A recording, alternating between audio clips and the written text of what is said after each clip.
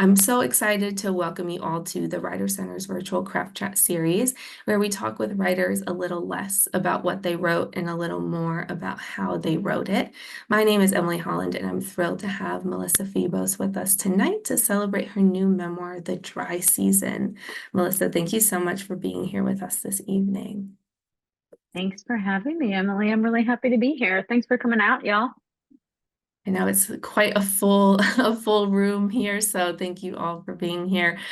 Before we dive into our questions and conversation, would you mind just reading a brief excerpt from the book so that, especially for folks who haven't yet got their copy, they can get a taste for what we can expect? Yeah, I'd be happy to. I thought I would just read the first page or so that folks know what they'd be getting into. It is raining. Drops spatter against the plane's windows as we descend through the clouds and prepare for landing. The woman is seated 4 rows behind me, but I spotted her before we boarded. Tousled hair and a wool beanie, leather boots belonging to the category worn only by lesbians and Dickensian orphans, giant backpack. I felt myself begin to glow with a chemistry visible only to the object of my attention. I do not understand the biological protocol that enacts once it is triggered, but I do know that more often than not, the end result is sex. And if my past is any indication, some sort of romantic entanglement. Just a few months earlier, I would have lurched at the call, but I am 6 months celibate and have made a promise to myself. In those first months, I was more vulnerable to the familiar siren song of a cute dyke, and while a few nearly pulled me back in, I'd managed to stay the course.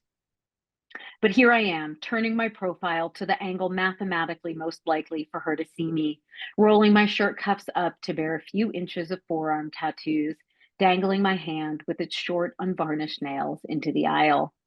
Like most femmes, I'm an expert at signaling my queerness through physical clues legible only to other queers.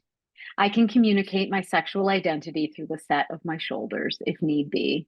I sit in the cramped airplane seat with my legs comfortably spread, my elbows on both armrests, exuding a physical entitlement to the space I occupy. So much of heterosexual attraction is contingent on the minimization and infantilization of the female body. Crossed legs, tilted heads, widened eyes, slackened mouths. A disregard for this affect suggests that a woman's desires lie elsewhere. This is why it's easy to mistake some women who have gone through menopause for lesbians. They both stopped giving a fuck what men think of them. This secret language, in all its permutations, drove and defined over 2 decades of my life. I've largely abstained from it over the last 6 months. But now I think we're on a flight to London and unlikely to come any closer to one another than we are right now. There's little danger of a full relapse. There's no harm in indulging the pleasure of the dance. And I'll stop there. Thank you. Such a great kind of teaser, especially for folks who haven't yet read the book. And I really love that opening, and hopefully it's something that we'll get to talk about too as we get into this conversation. But before we dive into maybe the tougher questions, could you just tell us a little bit about who you are? Sure. Yeah. Do you mean professionally? Anything, anything that you feel the spirit calling to you. So professionally, maybe how you sort of came to writing, or if there's, something outside of the professional sphere that sort of you feel Sure. is identifying. Yeah, sure. Well, I'm a primarily a nonfiction writer, and I've written, this is my fifth book. And my books have variously been memoir, essay collections, a craft book, and I teach. I'm a professor at the University of Iowa. I've been a creative writing professor for about 20 years. So that's a big part of my life. And I think being a writer was something I identified really early in my life, probably before I was 10, because I was an obsessive reader. And I was also felt like kind of a misfit. And being a writer seemed like something I could do. I Mm. knew I wasn't going to be fit for a lot of different kinds of vocations, but being a writer seemed flexible enough that I could probably do it. It also, I was interested in so many things as a young person that being a writer also seemed like a way of being kind of a professional dilettante. Like I could spend a few years being obsessed with one thing and write a book about it, and then I could move on to whatever I Mm, wanted. And that has turned out to be true. Um, so I don't know. I mean, maybe the one other thing I can tell you about me is that I've been clean and sober for a really long time, like over 20 years. And I would say that my creative practice, my recovery, my spiritual life, and my teaching, definitely a person who approaches creative practice in a very holistic way. All of mm, those experiences are very intertwined for me. I don't think I would have enough time in life to do all of them separately. And so the work of writing is a kind of work that I see expressed in many areas of my life, not just when I'm typing. mm. Thank you. Thank you. And I love that sentiment at the end. I think it's a great reminder to all of us too, right? The writing doesn't just happen on the page, it also happens in the life outside of the page as well. Wonderful. All right, thank you. So since this is a conversation that's focused mostly on this idea of craft, I'm wondering where that sort of sense of thinking about the craft of the writing process falls into your own timeline in terms of writing, drafting, editing. Where do you feel the most attention being put on those more mechanic elements of the writing process?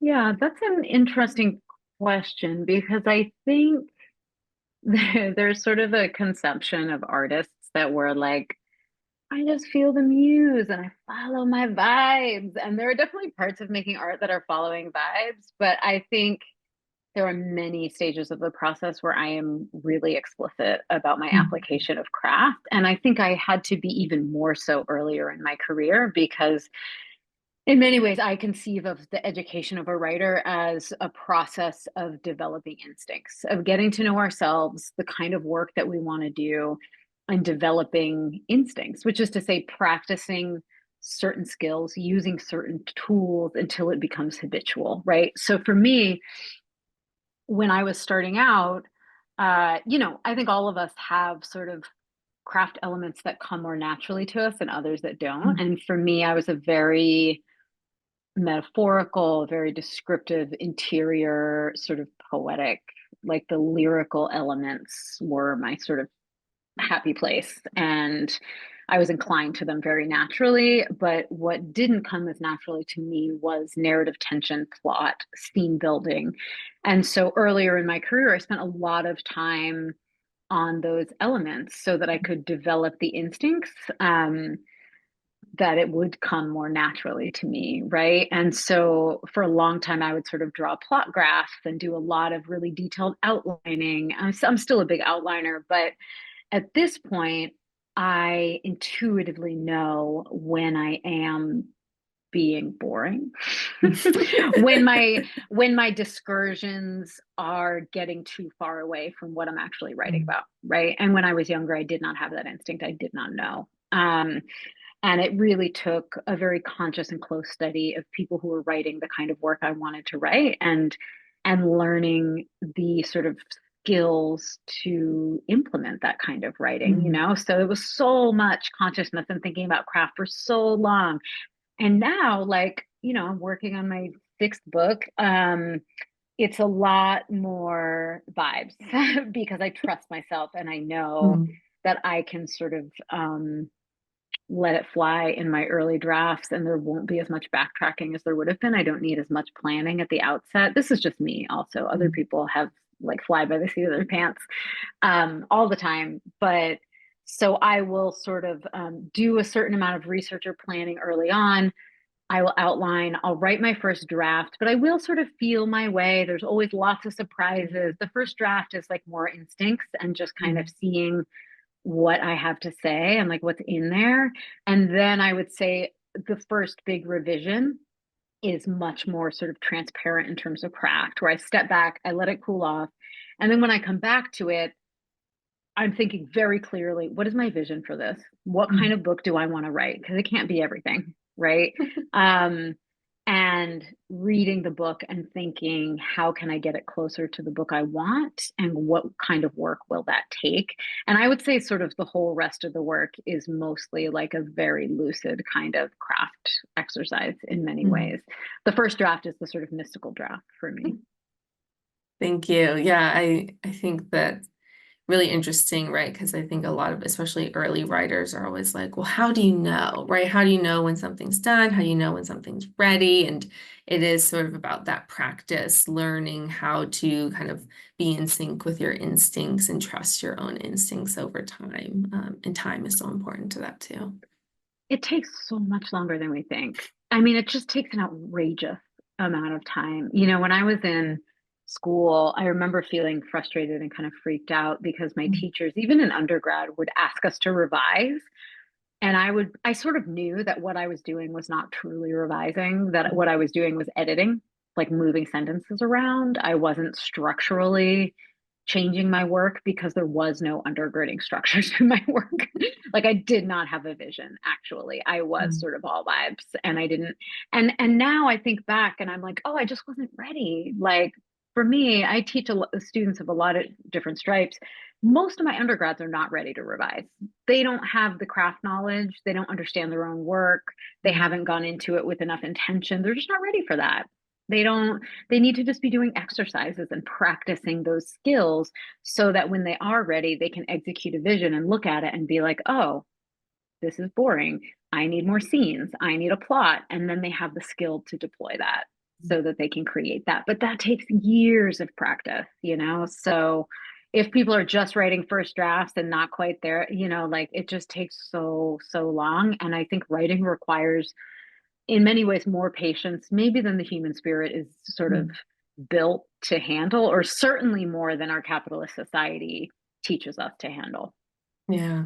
Yeah, I think that's true too. In the sense, we're not always giving ourselves the time that the pieces need and that sort of development away from the page as well, That's especially right. in a classroom setting, right, where you're like, oh, I have to revise this for a due date. And it's like, well, actually, what if we sort of think about that in a different way too? Yeah. Uh, Wonderful. Um, I'm thinking about time since we're talking about time a little bit. And something that I love in this book is that while we're moving through the book, we're also seeing the narrator's time in terms of the book that's being published within the narrative of this book. And this book, which comes so much later, and this sort of distance that offers you. So I'm wondering if you could talk a little bit about the difference in distance between mhm. the book that was being published sort of while this project maybe started, and then how you were able to look back on that now and what that time offered you in terms of maybe even a sense of generosity towards your past self or a greater understanding in that way. Yeah, happy to. And, I have a pretty various experience around time and distance in writing memoir, because I've written essays in the midst of Mm. their subject happening. I have written my way out of experiences, and I've written about them from a really far distance also. And it just depends on the work, the distance that I have from it, really, really depends on what I'm trying to do in that work. And with this material, you know, I I really didn't plan to write about it. I didn't really think about that while I was living it. I think I would have been pretty mortified by that idea. I was just undergoing a very private experience. Mm. And I think the if I had tried to write about it, it wouldn't have been very interesting because it actually took me years to understand the meaning of that time. And this is the beautiful and amazing thing about memoir, is that, the dry season is ostensibly a memoir that basically follows a chronological year in the narrator's life. But the wisdom that's in it not only draws from all of the time leading up to that year, but the almost 10 years that follow. Well, now it's been Mm. 9 years. So I guess I wrote it was like 7 years. But through those 7 years, I spent a year celibate during that year. And then afterwards, I got into a relationship and got married. And so much of my understanding of that year of aloneness and the work I did in that year really bloomed in my consciousness during my marriage, because that's when those tools became appropriate, when I really got to use them, you know? Um, and that's always sort of, that's why there's a difference between sort of emotional truth and factual truth. Like everything that's in this book did not occur to me during that year. But it's not Melissa from the past who's telling the story. It's me now. Mhm. The narrator of a memoir is always speaking from the future. She's never speaking from that time. Even if it's in the present tense, she's speaking Mhm. from the future. And I think that's what we love about memoir, right? Is that it has this temporal dimensionality. And I think even when you're writing from inside of an experience and you don't have a lot of perspective on it, that dimensionality has to come from somewhere. So, like the book that I write about being on the cusp of publishing in the dry season is my second book, Abandon Me, which is a book that I wrote in the midst of an experience. Like I really tunneled my way out of it by writing. But the book also has huge elements that come from my early childhood, my ancestral history. Like that dimensionality is coming from a different location, even though the present timeline is very immediate and doesn't have a lot of dimensionality. So it's an interesting thing to think about. And I think like Mhm. something that probably most folks who are writing memoir need to think about, at least in later drafts. Like where is that dimension coming from? Yeah, yeah, that sense of perspective that shifts, right? Those realizations that we never have in the moment, but those kind of acts of looking back that reveal those things to us. So, yeah, thank you. Mm-hmm. Um, I'm someone who recently started my own sort of queer archival memoir project. So I was really drawn to the moments in this book where we're getting all these little tidbits of historical figures, sort of figures from the archive.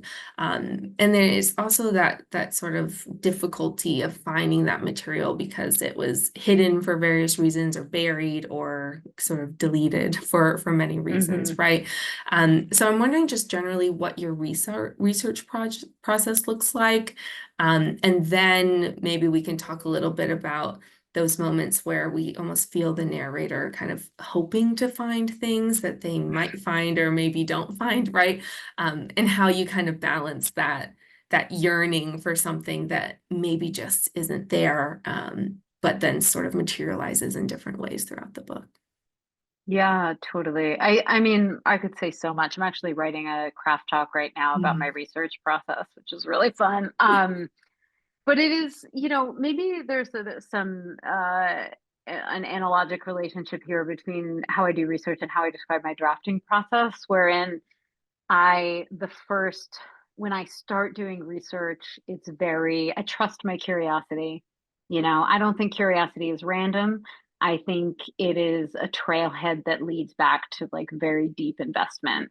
Like our belief systems, our reasons for writing something. That's why we're curious about things, because there is meaning there for us. And so I really trust my curiosity. And for me, it often comes when I have an experience that feels confounding. How does a person survive this? Why did I do that?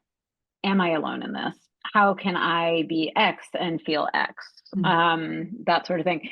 And what I know from being, a reading person for my whole life is that I'm not alone in anything. There's no experience I could possibly have that I'm alone in. Somebody's written about it, whether it's in the archive or in a novel or in a poem. And I find it tremendously comforting to find that evidence, to be sort of a detective of history and specifically queer history. And so with this book, I I didn't really know what my problem was. I knew that I Mm. needed to like step away from love and sex and that something was wrong in the way I was doing it. It was causing me and other people pain. But I didn't know how to self-diagnose. And so I went looking for people who'd made the same choice that I was making and looked for their reasons for doing so and their outcomes of doing so. And that obviously led me to some nuns. And one of the things that I really hoped to find was some nun sex with other nuns. And while there is some evidence of this for sure, Immodest Acts, if you're interested, If you've ever seen the Paul Verhoeven movie Benedetta, it's the true story of Benedetta. Uh, um, but there wasn't a lot. And partly because obviously that would have been really unsafe for them to write about. And I mean, there is a book called like, oh, what is it? It's an anthology of lesbian nuns, but I was thinking like Mm. medieval. I was reading about medieval nuns. Um, but it was a really beautiful experience to sort of read the things I could, learn what I could, talk to some present day nuns and nun like women, and imagine into the silences of the archive, which is something a lot of folks, and particularly queer scholars and artists, have done over time. Because, when I imagined there was like this sect, forgive me for digressing here, but there's a sect of religious laywomen called the Beguines that existed in the sort of Low Countries in Europe in the Middle Ages, in the 13th century specifically. And they didn't belong to the church. They weren't under the church's rule, but they sort of created these communities, these like separatist communities that functioned like abbeys, but they weren't abbeys. And they essentially lived financially independently. They could leave their marriages and join the Beguines. And they sort of worked as like artists, social workers, and activists in their communities. And they spread literacy and taught people to interpret religious texts for themselves, which was like illegal. Um, and they were just like radical, amazing people. And when I looked at the situation in the Middle Ages, and I thought, man, what would me and all my queer friends and like the women that I know, what would we have done at this time? All of the like ambitious, smart artist people, like how would we have lived in a society where we had no rights and our role would have basically been domestic servant and like reproducer, and we all would have been at the Beguinage. That's what we would have been doing. And so there's just no way that there wasn't like nun sex happening in the Beguinage for sure. And there is something to me that's like incredibly beautiful about not finding that and just Mm. knowing it because I'm a human being, Also that there just like wasn't even a name for it. Like there wasn't a name for like lesbian sex. It was like no one was even paying that much attention to women's sex or pleasure. So like they wouldn't even have known what to call it. And so maybe they just thought they were having like holy experiences, which I also love. Um, anyway, yeah, I could talk forever about research and the archive. I'm like writing an archival book now. So it is really, really interesting, complex relationship to like what you want to find and what you Mm. do find. And I think it's really important to remain open to what is there. And also sometimes to imagine into what isn't. Yeah. Yeah, it makes me think of a poem in a way because we're always saying, poetry is what's on the page, but it's also what's in those gaps between lines Mm-hmm. and the spaces. And it feels sort of connected in that way, what you can imagine in those spaces or interpret in those spaces that might not be physically there, but still like emotionally present as well. Yeah, yeah. I mean, people are like that too, right? We Mm. only get a little bit of literal information about them, and we have to sort of pay attention to the rest. Yeah. You mentioned earlier that the more poetic elements of writing sort of came a little easier to you. And I love that because it's something that I really noticed about this book and that attention to the poetic, even in terms of the soundscapes of sentences and the language. And so I wondered if you could talk a little bit about how you sort of refine that attention, especially in a memoir, right, which is many words compared to something like a poetry book, which is not as many words, and how you've sort of honed that part of the craft of writing and incorporated that into your style. Yeah, happy to. I love talking about sentences. Yeah, I started out as a poet, reading poetry, writing poetry. Those were the first things I wrote. I think that's true of a lot of writers. Mm. Obviously, a lot of people stick with it too, but I didn't. And I think like a big part of becoming a writer for me comes out of my love for language and the sound. I just love sentences. I like fiddling with a sentence and testing it in my mind and in my mouth and my ears against the thing I am trying to communicate, and figuring out how minute changes in phonics or diction or word order or punctuation change what it communicates is an incredibly absorbing and satisfying project for me. I love that. So I love playing with my sentences. The task for me, one of my greatest challenges in writing is postponing that process. I mean, I always have to be a little bit in love with it. Like, I can't just do, like my shitty first drafts can't be that shitty. Like, I do need to be in love with the sentences a little bit, but I cannot be a perfectionist about it Mm. because for obvious reasons, or reasons that I think are obvious, which are that it slows me down. It makes me less inclined to want to cut those sentences when they become irrelevant or obsolete later on. And also, making it too beautiful can obscure the function in a piece of work. If I make Mm. everything beautiful in my first draft, it's hard to tell what's not working because I'm in love with it, right? Um, and so I try to wait to like really go full tilt on obsessing with my sentences until I really have the pieces in place. So like final drafts for Mm. me are going through and just like I read through my books so many times. I am just like massaging those sentences forever. And that's like my happy place. I can't Mm. wait to get my little like watchmaker tools out and do that part. And inevitably also like somehow, because it's impossible for me to do that and not essentially memorize a book, it stuff gets by. Like at the end, it's Mm. funny because this book has been out a couple months and or not even. And uh just in reading from it on tour, there's a few little word repetitions and sentences where I'm like, could already be more concise. But there's just Mm. like, I would have to take a whole year and you have to let it cool off a certain number of times to see everything. So there's always an amount of letting go. But the versions of my books that I read from, like, um, I could never read from a cold copy of my Mm. work in a bookstore, or I hate to, because my reading copies are edited. They're like so many drafts further from the published version. Mm.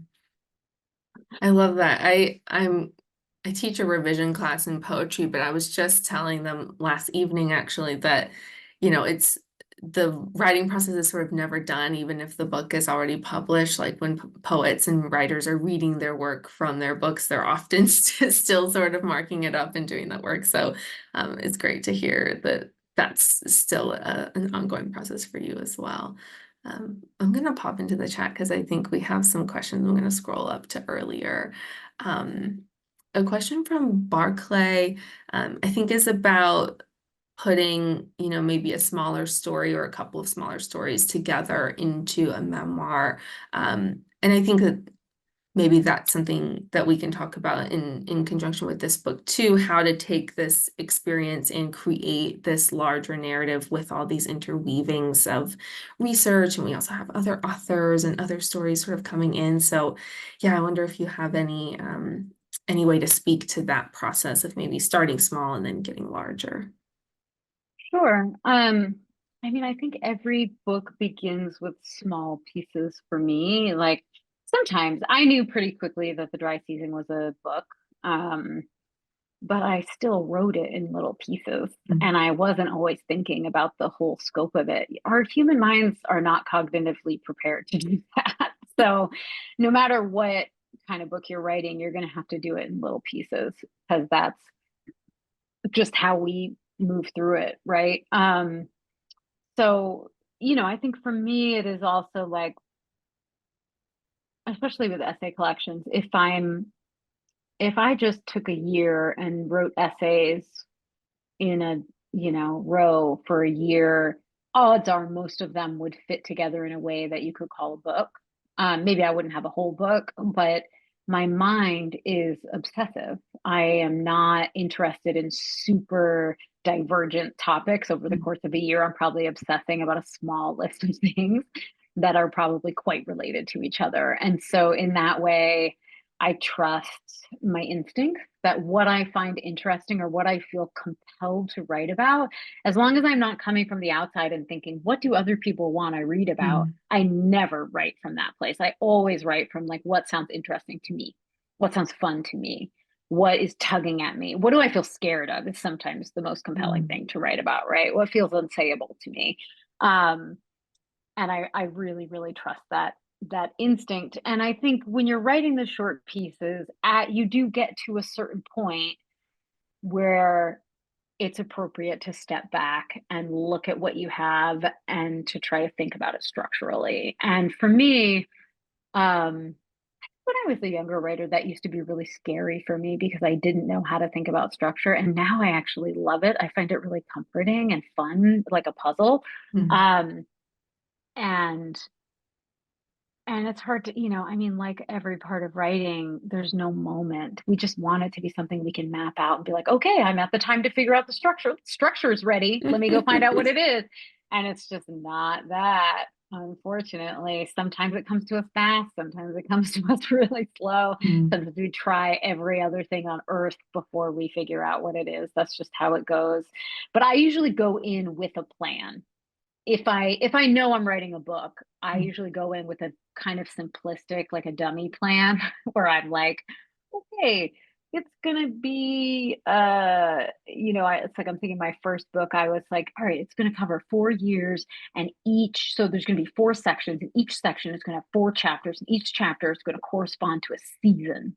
And and no book really wants to be structured that way because that's not how we experience time. Mm. Each season does not have an equal number of relevant dramatic events that happen in it. I mean, maybe not in my life, but I do have to go in with a plan because it has to satisfy the part of me that needs certainty and craves it and needs to feel secure in order to move toward an enormous, overwhelming task. And then once I am in it, I start to actually get to know the work, things emerge, and then it's a matter of yielding to the true structure when it starts to emerge, right? The other way of doing it is to just write short stories and then to wait for something to become clear. And neither of those is necessarily easier or harder. You know which one you're experiencing if you're writing a book. Um, but I do think that it is a good idea to be reading other books that you love and dissecting them, diagramming them. Like, in order to have an idea about structure that is good, you have to understand how and why structures work. So, if you have not studied book structures, then you're probably not going to figure out what your book structure should be. Just like if you have never studied plot execution, your book probably doesn't have a very successful plot, you know?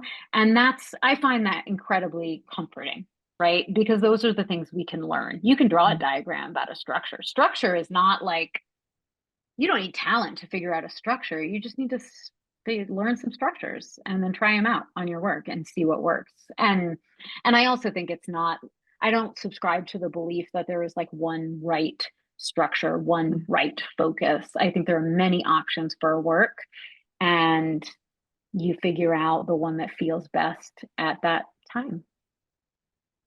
Thank you. Yeah, thank you for answering that question.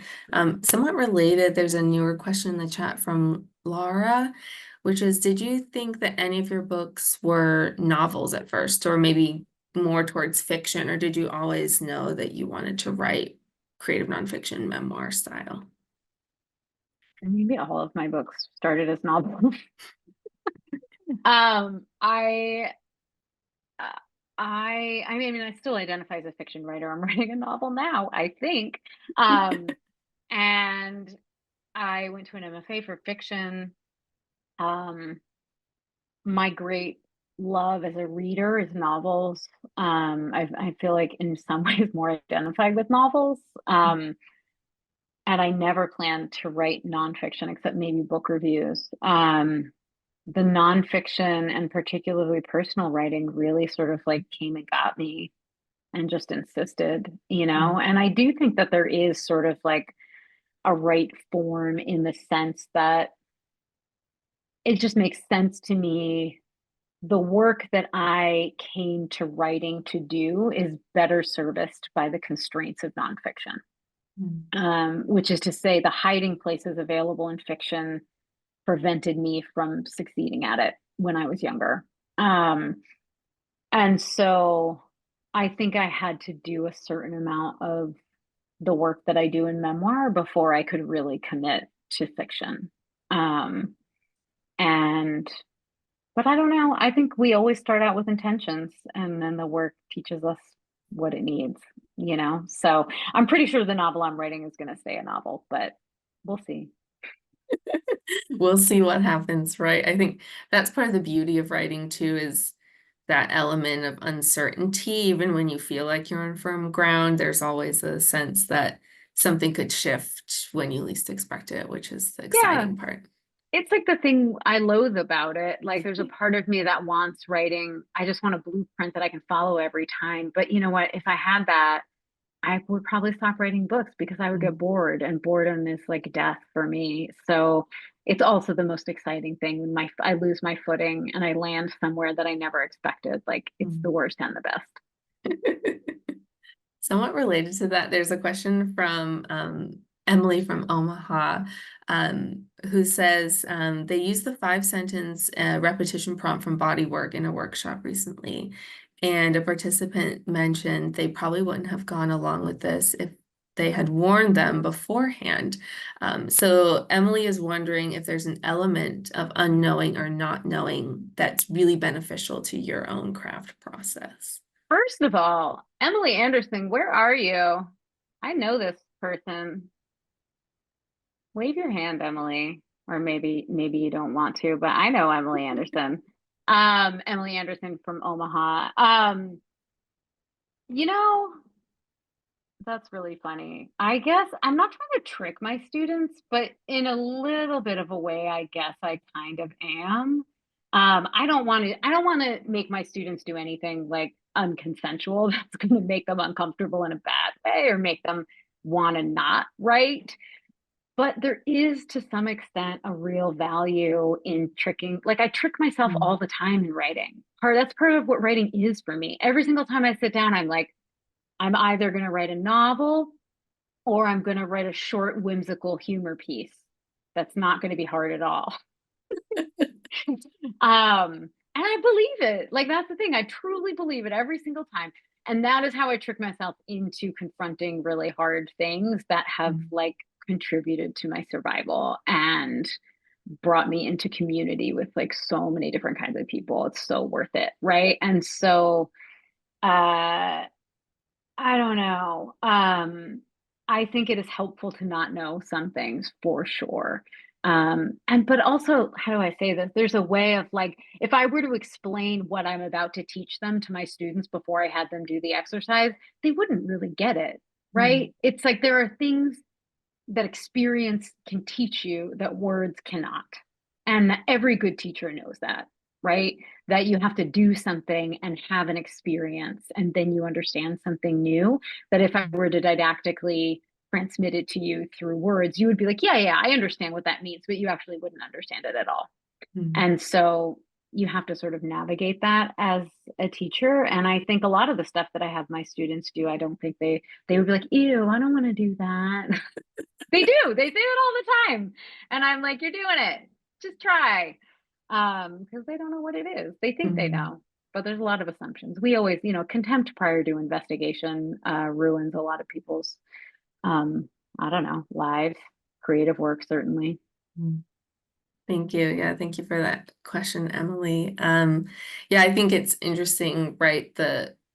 Some of the best parts of teaching are when the students are then like, oh, I didn't realize that I would think about it this way, or I didn't realize that I would discover this within the exercise that I really didn't want to do, or the assignment I didn't want to do, right? And I find that with my students, they're always sort of, their sticking point is they don't want to write about themselves. And even by not writing about themselves, they're still telling us something about themselves, right? And they're like, oh, I didn't know I was doing Yeah, that.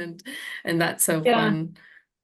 Yeah, I mean, I think we're always writing about ourselves. Our investments are always embedded in there. So you can either make it conscious and make conscious choices about what you're communicating and communicate with insight, or you can sort of let your own instincts sort of run the show, which can be interesting too, but it is, I think it's a delusion to think that you're Mhm. ever keeping your own personal stuff out of your writing. You never are. Even if you try. Thank you. There are so many questions coming in, so apologies that we probably won't get to all of these, but Oliva is wondering, how do you find the motivation to finish a project when or maybe if your brain is ready to move on? Yeah. Uh, it's interesting because parts of your brain can be ready to move on and other parts cannot be finished. It's inevitable, actually. I wanted to say the last third, but I don't think it's that much. I think the last quarter to fifth of writing a book is just gross for me. I Mm, just find it really nasty because I'm tired, I'm bored. Uh, I want cookies, I want claps. I don't want to do it anymore, And in some ways I go into a bit of a creative depression, like mm, the I sort of lose my capacity for joy in the material, but this happens every single time, so it's not really about the work. It's like I start looking at the work and being like, what even is this? What is this book about? This book isn't even, what even happens in this book? How can it be 300 pages and nothing happens? Like I start to have thoughts like that. And then I think, oh, we're here. We're actually coming around the bend to the final stage. Um, and at that point, I just stick to the plan, just get to the end, mm, right? And then I give myself a nice long break when I get to the end. And also, I call my friends and I say, remind me how gross it feels at the end, that this doesn't mean I should give up or change the whole structure of the book or what I should just plow through, get to the end, mm, and then I can come back and read it with fresh eyes after a month or two.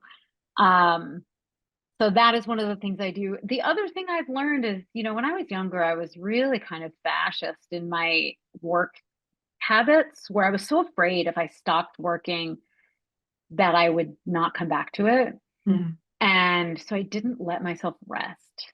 And sometimes, not just at the end of a book, but at many points, because it is such a long haul, a writer gets tired and she needs to rest. And I would make myself keep going because I was afraid I would abandon it. And at this point, I've done a lot of work on myself. And also, I have never abandoned it. I always come back. Writing is like at the center of my life. And I have found when I start to feel sort of flat and dead inside and kind of like a nihilist about my work, that usually means that I'm tired. If I'm not at that end stage, it just means that I'm tired and I need to like rest, watch some stupid TV, go on a vacation. Maybe I just need to work on something else for a mm, little while. Often I just need to work on a little short thing that I can finish in a few days.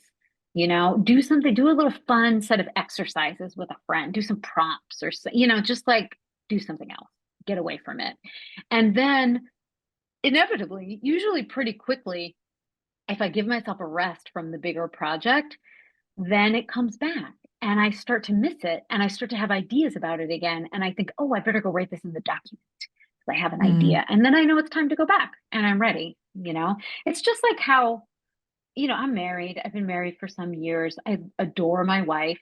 When we are in the same house together for many, many days, every single thing she does starts to annoy me and vice versa. We're just like, ugh, why do you sound like that when you drink water? You know what I mean? And it doesn't mean we need to break up.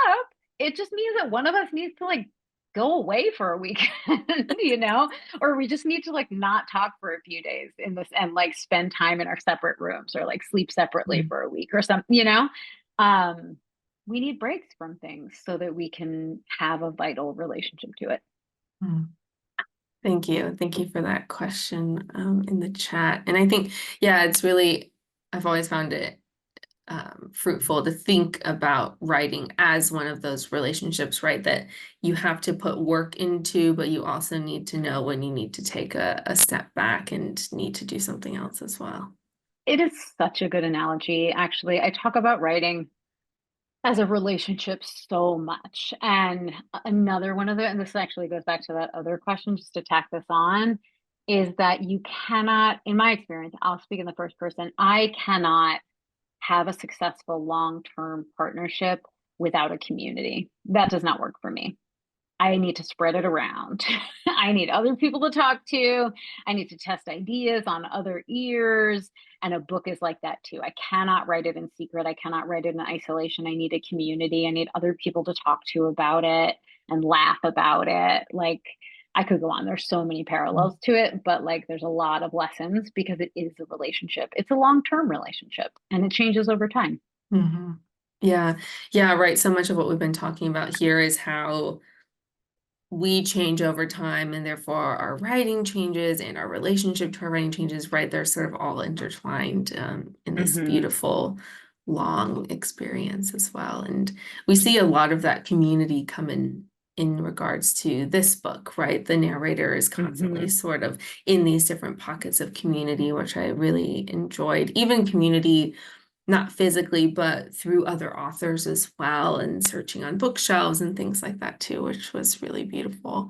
Um, Carol's wondering if you could talk a little bit about your writing routine. And I'm wondering if, since we just mentioned community, if in conjunction with this question, you could talk a little bit about writing and how that intersects with your sort of writing community as well, in that Sure. space. Yeah, my writing routine, I learned a long time ago that if I wanted to finish my work, I could not be very precious about my process. And by process, I just mean not the craft process, but where and when I work, how much time I have, how quiet it is. Like I cannot always be in a quiet place, like touching my crystals with 6 hours to work. That's just, and now I'm much more capable of that than I was then. But like I was just out of grad school working a million jobs. Like I had to be able to write on the subway if I wanted Mm, to finish my book, and so I just kind of smashed whatever preciousness I had. I used to feel like, oh, I need like it's huge. It's not even worth it if I have less than 3 hours or whatever. I was like, well, do you want to finish your book? Most people don't. So, you know, you got to be willing to do things that are, not ideal. And mm, so that's been really helpful for me. I write on airplanes, I write in airports. I've done a lot of writing in my car in parking lots. I write sometimes if I have only 20 minutes. mm, Um, and, but I will say, ideally, and now that I am like a comfy old professor in my house, I tend to like being a morning writer. My ideal writing day is getting up like around dawn, maybe a little bit before, and getting my coffee, going straight to my desk, not speaking to anyone, not looking at my phone, and I have like some little mental health practices that I do, little spiritual practices. I have a journaling practice. I meditate in the morning. Sometimes I go to a 12-step meeting. On a writing morning, I probably wouldn't do that. I would just do my little practices and then I would go to the desk, read the last few pages of whatever I was working on and get to it. I work at a treadmill desk. mm, I'm standing at my standing desk right now. I'm not walking on the treadmill because that weirds people out a little bit if I'm rocking back and forth. I have done it when doing events like this because sometimes I just like can't be standing still. mm, Very ADD person over here. Um, and I sort of move back and forth between my couch and my standing desk and my treadmill. And I will say, in terms of my community, it's interesting. I have a very particular life. I've built my life around writing. And so a lot of my friends are writers or other kinds of artists. A lot of my friends are my colleagues who are writers and professors. And so there's a lot of overlap. There really isn't much of an area in my life that doesn't have something to do with writing and writers. That is not required. That is just how my life has turned out. But I don't. I'm pretty careful about when I bring readers into my work. I talk Mm. about writing with people a lot. I find that incredibly helpful. I love to talk about process. I was just like caught in a rainstorm before I came to get on the Zoom because I was having a coffee outside under an awning with a friend of mine talking about process. Um, but it has been very important for me to learn to distinguish between needing to talk about writing and needing feedback on my writing. Mm. And I see this a lot with my students and other writers. When we get tired and we want companionship, sometimes what we do is give people our work and ask for feedback. And that can be quite disappointing because sometimes, because companionship and critical feedback are not the same thing. Mhm. And asking for feedback before you're ready can be actually really destructive to the process. Mm. And I've done that. I've asked for feedback when I wasn't ready, when what I really needed was a pep talk or a hug or a laugh, or for someone to tell me they thought my work was worth continuing.